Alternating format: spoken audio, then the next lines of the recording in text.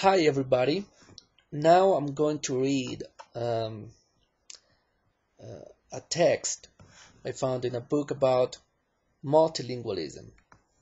Okay, I'm gonna get started now.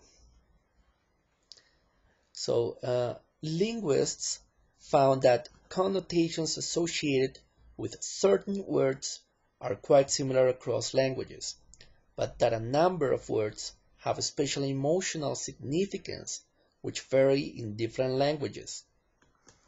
One difficulty with multilingual development is that each language has its own metaphorical and figurative system which is not compatible with the metaphorical system of another language.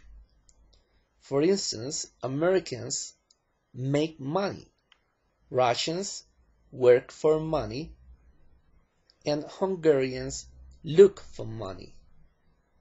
So the author, Taylor, argues that if the meanings of linguistic forms are equated with conceptualizations, and these conceptualizations are conventionalized in a language, then the conceptualizations are made available to speakers of a language by the language system that they have learned.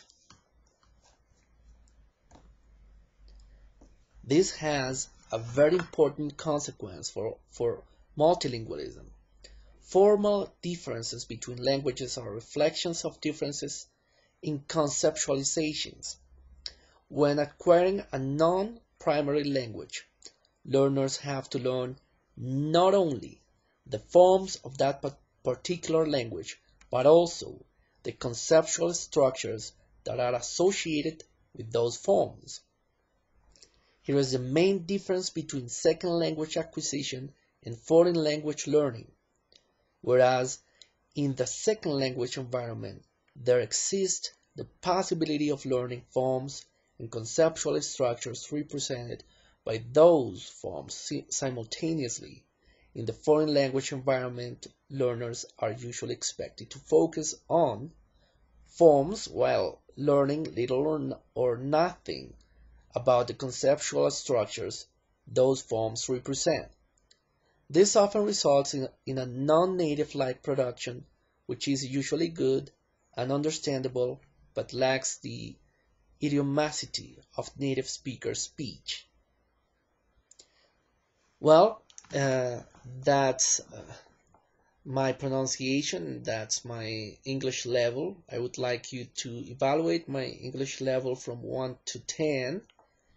I want to go to the States and probably follow a master's in linguistics, but I'm not sure if I have the proficiency I need in order to succeed in that process. So as you, as native speakers of the language, I would like you to evaluate my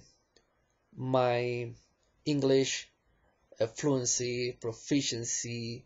Can you understand me easily, or uh, it is very hard to understand what I say? Please, every piece of advice you have will be very beneficial for me, and I will appreciate it so much.